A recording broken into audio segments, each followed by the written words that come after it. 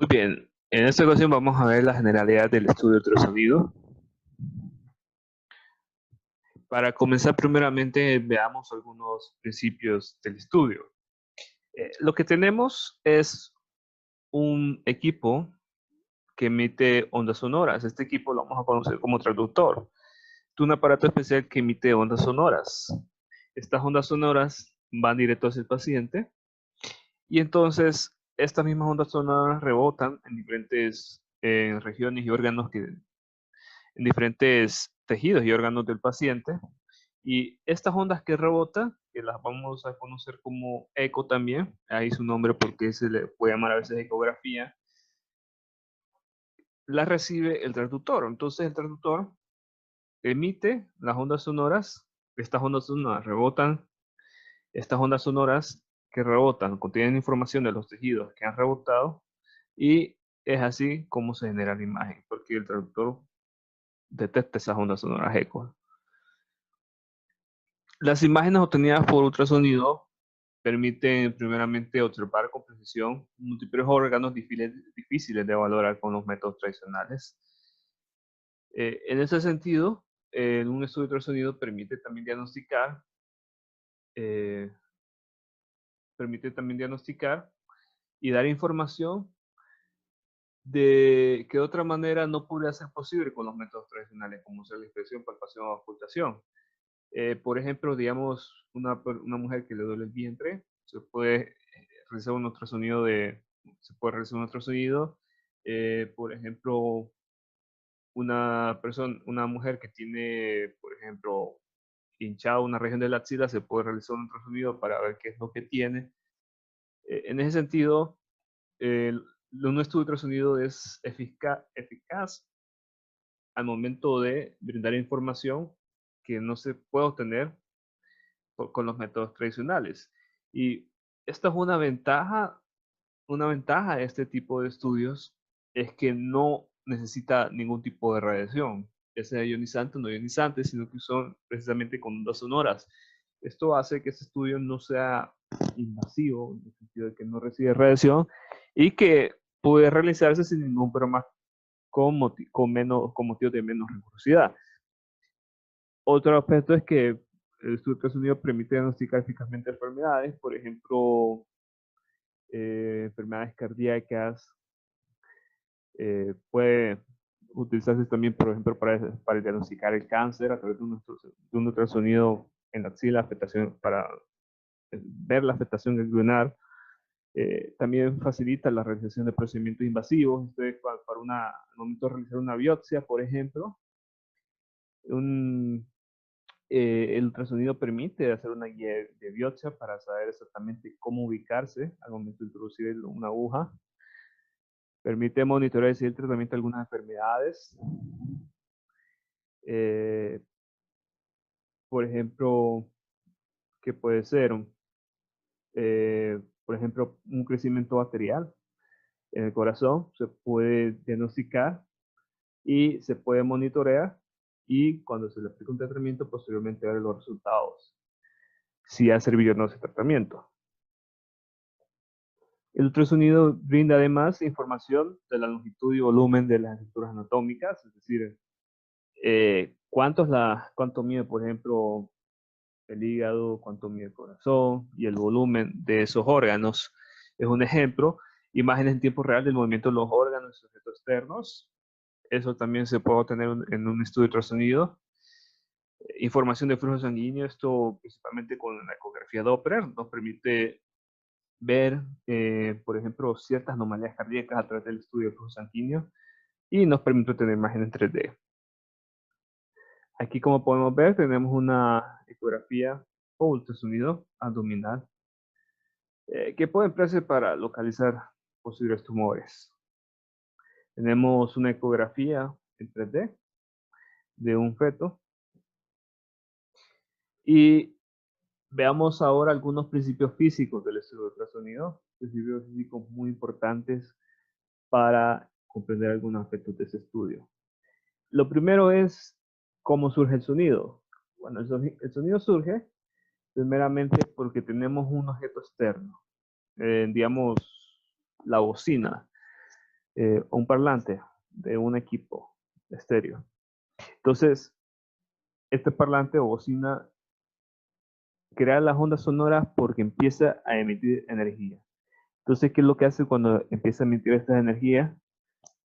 Lo primero que hace es que ya cuando esta energía entra en contacto con el medio, este puede ser cualquier medio, aire, agua, inclusive tejidos. Lo que causa en el medio, esta energía que emite ese equipo externo, es empezar a hacer una compresión de esas moléculas. Empieza a hacer una compresión.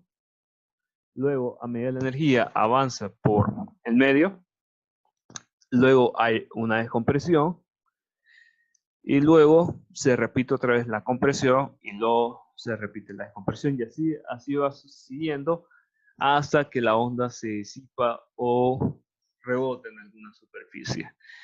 Esto es precisamente el concepto de una onda sonora. Una onda sonora es la propagación de energía a través de un medio.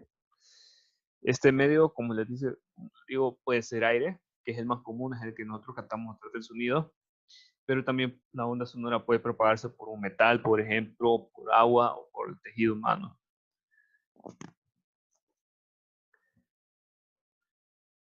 Si nosotros captamos este patrón de compresión, descompresión, compresión, descompresión, nosotros podemos aplicar precisamente el concepto de una onda en donde hay valles y crestas. Recordemos cuál es la idea generalizada de una onda. Es una serie sucesiva de crestas y valles, crestas y valles, crestas y valles. Eso es precisamente el concepto de lo que es una onda longitudinal. Entonces, ¿qué van a representar esas crestas? Esas crestas van a representar los puntos en donde hay compresión. Los valles van a representar los puntos en donde hay una descompresión. Y esas crestas y valles, precisamente este punto, son variaciones de presión lo que van a estar representando esa onda. Entonces, precisamente con eso nosotros ya podemos relacionar este fenómeno de compresión y descompresión a lo que es una onda. Ahora, para aclarar ciertos conceptos básicos de lo que es una onda. Lo primero está lo que es la amplitud. El concepto de amplitud. Matemáticamente nosotros vamos a definir la amplitud como la altura máxima de una cresta o la altura máxima que puede alcanzar la onda, porque también puede ser la del valle. Entonces, este concepto de amplitud es la altura máxima que tiene la onda. ¿Y qué va a representar físicamente esa amplitud? Lo que va a representar es un punto de presión. Recordemos, esta compresión, lo que se forma también es un aumento de presión porque se están moviendo varias moléculas del medio a una sola región. Entonces esto causa un aumento de presión en esta zona. Y eso es lo que representa. Esto representa un aumento de presión. Esto representa un valor de presión. Eso es lo que define la amplitud. Otro aspecto, otro concepto es la longitud de onda. La longitud de onda es la distancia que hay entre dos partes de las ondas que sean semejantes. Vamos a reconocer esto de una onda. Una onda, si se fijan bien aquí, es una serie sucesiva de valles y crestas, valles y crestas, valles y crestas. Entonces, como es una repetición de valles y crestas, nosotros podemos decir que la onda repite constantemente su valor. Primero empieza por una cresta, por un valle. Luego vuelve una cresta de un valle. Entonces, lo que nosotros queremos saber es exactamente cuánto es la longitud de la onda desde que empieza hasta que vuelva a repetir su valor. Eso es precisamente la longitud de onda. Es la distancia que hay entre dos ondas, entre dos puntos de la onda que sean semejantes, porque entre los puntos de la onda que sean semejantes va a ser el punto, va a ser la distancia que le va a llevar a la onda a repetir nuevamente sus valores.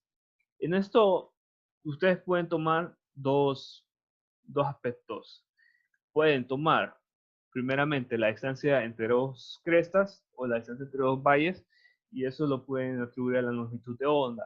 O pueden, por ejemplo, atribuir la distancia que hay desde el punto donde comienza la onda, contar una cresta, un valle, y cuando vuelve una cresta, contar exactamente esta distancia de aquí, y eso lo pueden atribuir a una longitud de onda. Son precisamente conceptos pares. Otro concepto a aclarar es el concepto de periodo. El periodo es un concepto muy parecido a lo que es una longitud de onda, simplemente que aquí lo que contamos es el tiempo que le lleva a la onda a volver a repetir sus valores. No es la distancia. La longitud de onda, distancia que le toma a la onda a volver a repetir sus valores. El periodo es el tiempo que le lleva a la onda a repetir sus valores. Eso es precisamente el concepto de periodo. Todos estos conceptos son muy importantes y se explican directamente en lo que vemos. Veamos aquí un ejemplo sobre la importancia de lo que es la amplitud. Ya hemos visto lo que es la amplitud, ¿verdad? Valor máximo que puede alcanzar una onda. Fíjense bien que la amplitud determina lo que es la resolución de contraste en imagen de ultrasonido. ¿Por qué? Porque cuando se emiten ondas sonoras, cuando el traductor emite ondas sonoras a determinada amplitud. Entonces, estas ondas sonoras vienen, chocan con alguna superficie dentro del cuerpo del paciente, y entonces esas ondas eco las recibe nuevamente el traductor. Entonces, ¿qué es lo que toma el traductor? El traductor lo que toma es el valor de la amplitud de esa onda sonora. Y con ese valor de la amplitud de esa onda sonora eco, empieza a atribuir en escalas de grises ese valor. Entonces, si el valor de la amplitud que recibió el traductor de esa onda eco es alta, esa, lo que se va a representar en la imagen de esa región de donde vino esa onda eco es una tonalidad blanca, es decir, aquí la vamos a conocer a tonalidad blanca como hiperecogénico. Si esa onda sonora eco que recibe el traductor tiene una baja amplitud, lo que va a representar esa región donde vino esa onda sonora eco va a ser una región oscura que vamos a conocer como hipoecogénico o anecoico.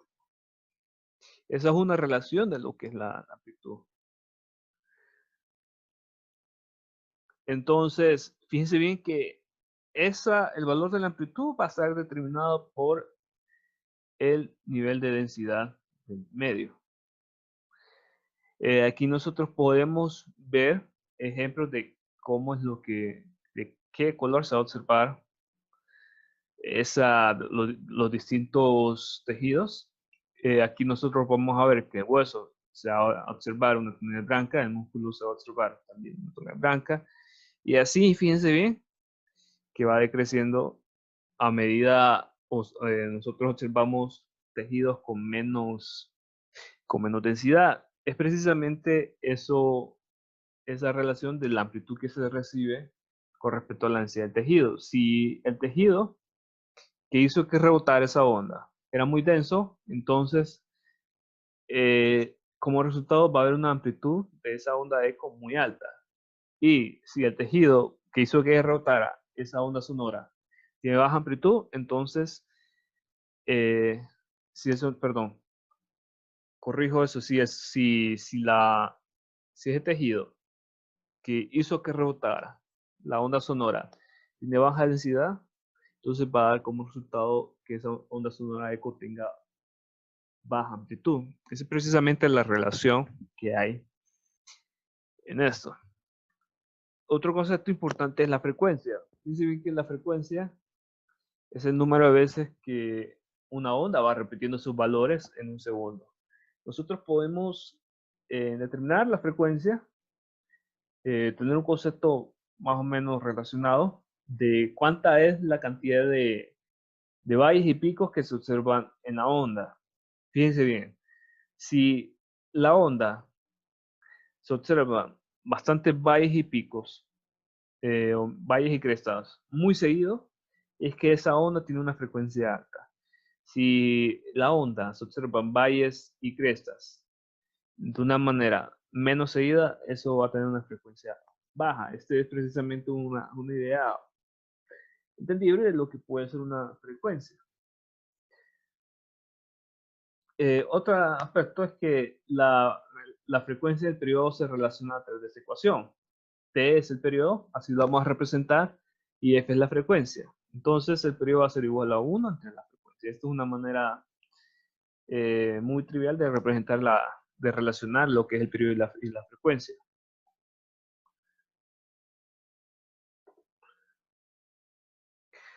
Otro aspecto son los valores de frecuencia que se utilizan en los estudios de ultrasonido. Fíjense bien de que las ondas sonoras tienen un amplio rango de frecuencias. Si una onda sonora tiene una frecuencia menor a 20 Hz, son llamadas ondas de infrasonido. ¿Por qué son llamadas así? Va a ser por esto que le puedo decir ahorita. Una onda sonora que se encuentra con una frecuencia entre 20 Hz y 20 kHz se encuentra dentro de la región libre por el ser humano. ¿Qué significa esto? El ser humano capta ondas sonoras dentro de un rango determinado de frecuencias, que va de entre los 20 Hz y 20 kHz. Puede que varíe un poco más o un poco menos dependiendo de la edad de la persona. En general, si la persona es muy joven, va a detectar un mayor rango de frecuencias, pero si la edad de la persona es más avanzada, va a determinar un rango más pequeño de frecuencias de ondas sonoras. Entonces, a estas ondas sonoras que son que tienen una frecuencia de menos de 20 Hz, son conocidas como frecuencias de infrasonido porque no las puede detectar el oído humano. Son en rango bajo de frecuencias sonoras que no las puede detectar el oído humano. Otro aspecto, una onda mayor con una frecuencia mayor a 20 MHz y llamada onda de ultrasonido. Y son llamadas así por la alta frecuencia con que se opera. Y fíjense bien que estas ondas de 2 MHz para arriba, que se llaman ultrasonido, son precisamente las ondas que emite el transductor y precisamente por eso es que se le conoce como ultrasonido, porque el transductor emite ondas sonoras de muy alta frecuencia. Otro aspecto, la velocidad del sonido. El sonido se desplaza a una determinada velocidad, quizás eso ya lo han escuchado. Ese término de velocidad del sonido en algún otro lugar. Fíjense bien que la velocidad del sonido se va a matemáticamente a expresar de esta manera, donde la velocidad del sonido C y C, velocidad del sonido va a ser igual a longitud de onda entre periodo. Esa es una manera en que se puede expresar matemáticamente la velocidad del sonido. O también, como sabemos que la frecuencia es igual a 1 entre periodo, pues vamos aquí, frecuencia. ¿Qué pasa si yo quiero despejar para frecuencia? Mando a multiplicar por t, y como t está multiplicando por f, lo mando a dividir. Entonces queda el proceso contrario, ¿verdad? Entonces f es igual a 1 entre t. Es precisamente eso lo que ocurre aquí. La velocidad del sonido va a ser entonces longitud de onda por frecuencia. Estas son dos maneras son dos expresiones. Y también, físicamente, si ya nosotros queremos ver algunas propiedades físicas que dependen de la velocidad del sonido, la velocidad del sonido va a depender de raíz cuadrada b entre rho. Así la vamos a hacer esta p medio curva. ¿Qué va a ser b? B se le conoce como módulo compresibilidad, y esto es un aspecto, esto lo que nos dice es precisamente qué tan susceptible es ese medio a ser comprimido. Rho es la densidad, entonces esto lo que nos dice, en general, es que la velocidad del sonido va a depender del medio, de la densidad del medio. Y la velocidad del sonido va a ser distinta para para cada medio, y como estamos hablando de ondas sonoras que se aplican que van directamente hacia el cuerpo, entonces la onda sonora va a ser diferente para cada tejido. Y nosotros podemos ver un cambio de la velocidad del sonido. Aquí está C en metros por segundo. ¿Y cómo varía? Con respecto a cada tejido, con respecto a distintos tejidos. Aquí hay otra columna que nos dice milímetros sobre microsegundos. Eso es lo que significa milímetros sobre microsegundos. Esto es lo que vamos a utilizar, esta tabla de metros o segundos. otro aspecto es que fíjense bien que nosotros podemos relacionar la frecuencia y longitud de onda. ¿Cómo? Por esta ecuación de aquí. Observemos bien, C es igual a longitud de onda por frecuencia. ¿Qué pasa si yo quiero dejar en términos solo en longitud de onda? Mando a dividir la frecuencia. Entonces tengo longitud de onda igual a C entre frecuencia. ¿Qué significa esto? Esto lo que significa es que la longitud de onda es inversamente proporcional a la frecuencia. ¿Qué significa? Que si la frecuencia es alta, la longitud de onda es baja. Caso contrario, si la longitud de onda es alta, la frecuencia es baja. Eso es lo que significa. Y veamos algunos aspectos importantes de la longitud de onda y frecuencia. Fíjense bien que un transductor que emite ondas sonoras de baja longitud de onda, esto quiere decir alta frecuencia, recuerden, baja longitud de onda significa alta frecuencia, son inversamente proporcionales. Lo que considera este tipo de transductor que emite estas ondas, considera más información de estructuras de poco tamaño. ¿Qué significa esto? Que la resolución espacial en ultrasonido va a depender precisamente de la frecuencia. Alta frecuencia, resolución espacial, buena resolución espacial. ¿Por qué? Por la baja longitud de onda.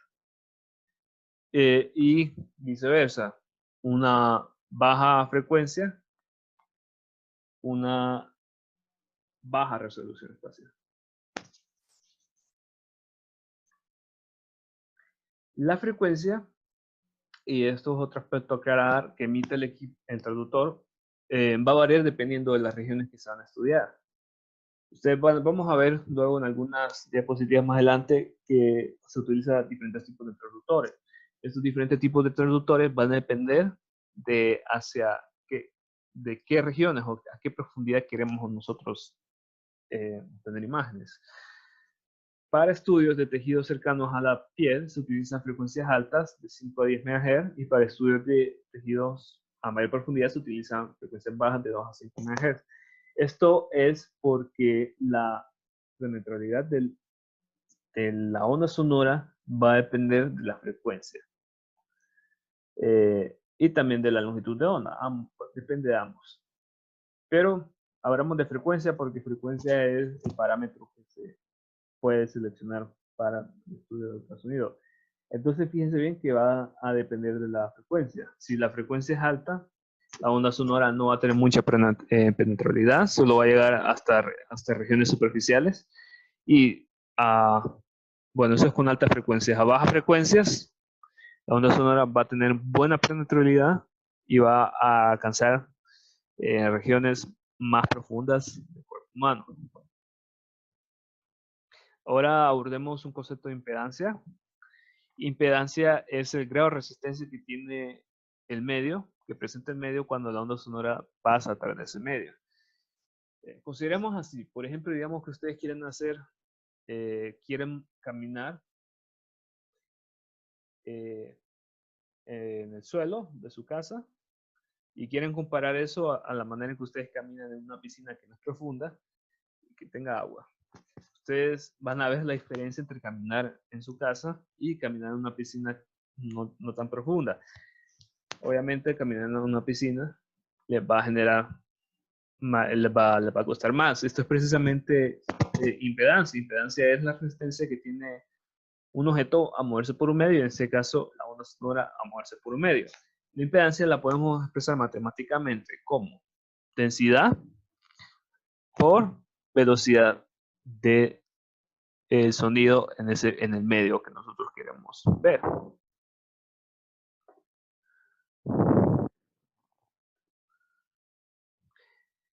¿Qué importancia tiene la impedancia?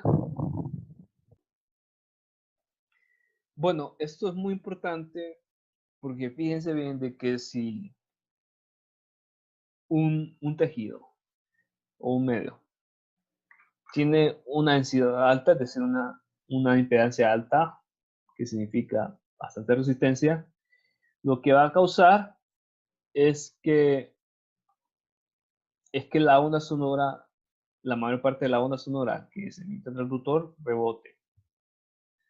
Consideremos aquí dos ejemplos. Primero, el caso de aire y piel. Obviamente, hay bastante diferencia entre lo que es aire y piel. Fíjense bien de que la piel es mucho más denso que el aire.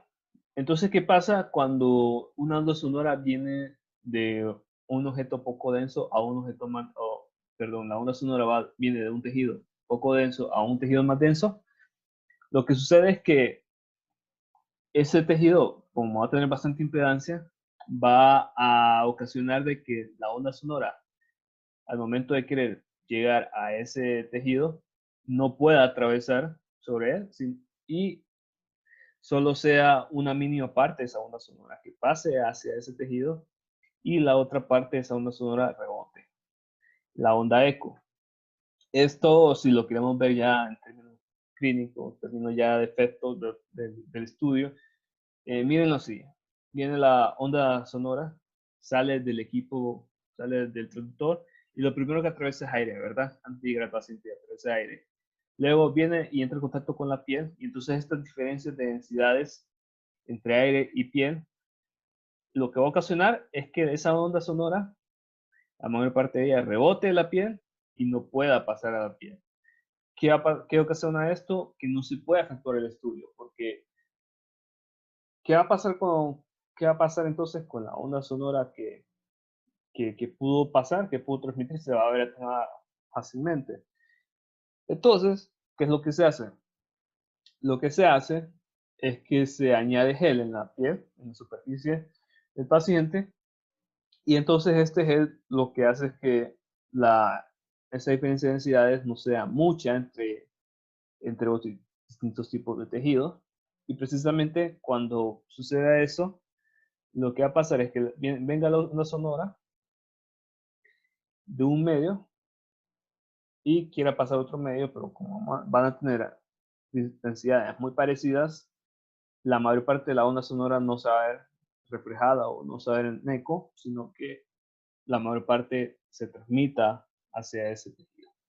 Entonces, es por eso que se le añade gel a la superficie del paciente antes de realizar un estudio de ultrasonido.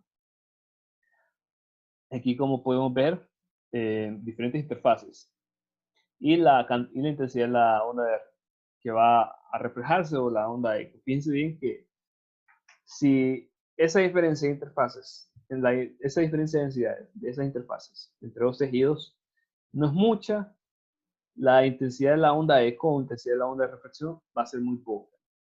Mientras que si esa diferencia de densidades es bastante, por ejemplo la de músculo aire, la intensidad, el porcentaje de intensidad de la onda eco va a ser muy alta. Aquí estamos hablando de 0.99, esto significa que el 99% de la onda va a reflejarse cuando tengamos el caso de músculo y aire. Ahora veamos algunos ejemplos. Bueno, vemos aquí un ejemplo. Tenemos esta onda aquí. Esta onda, aquí este ejemplo nos dice que la longitud de onda es 0.32 milímetros. Dicen aquí un valle y una cresta. Y aquí técnicamente se volvería a repetir sus valores. Entonces aquí tenemos una longitud de onda de 0.32 milímetros. Y tenemos la frecuencia, 5 MHz. Aquí es como aparece. Primero que nos pregunta cuánto es el periodo de la onda. ¿Cómo sabemos el periodo de la onda? Nos da la frecuencia. ¿Qué es lo que hacemos? 1 entre F. La frecuencia está en Hertz. Pero sin embargo, Hertz lo que significa son ciclos o segundos, otra manera de expresarlo. Entonces tenemos 1 entre 5, perdón, aquí está la frecuencia en megahertz. Esto significa que la frecuencia, en vez de, bueno, esto, si queremos expresarlo en hertz nada más, sería 1 por 10 a la 6. Hertz es igual a 1 megahertz. Bueno, hacemos ese cambio de conversión, que esto significaría 5 por 10 a la 6. Y en vez de decir hertz, lo escribimos en ciclos o segundos. Esto va a ser igual a 0.2 por 10 a la menos 6 segundos. ¿Cuánto es la velocidad de la onda?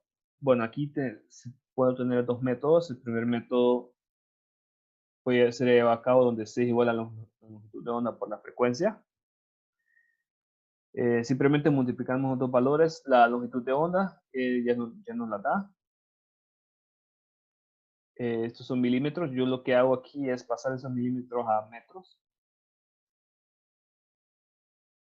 Luego tenemos la frecuencia 5 MHz, ya nos la da, multiplicamos los dos valores y el resultado nos va a dar 1600 metros por segundo.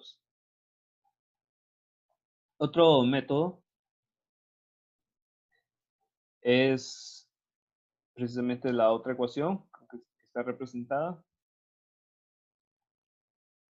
Aquí fíjense bien en esto. Tenemos dos ecuaciones. Cada una representa un método diferente para calcular la velocidad del sonido.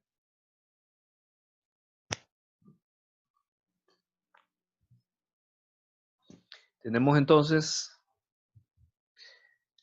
la velocidad del sonido igual a longitud de onda entre periodo. Ya nos da la longitud de onda y el periodo lo calculamos anteriormente.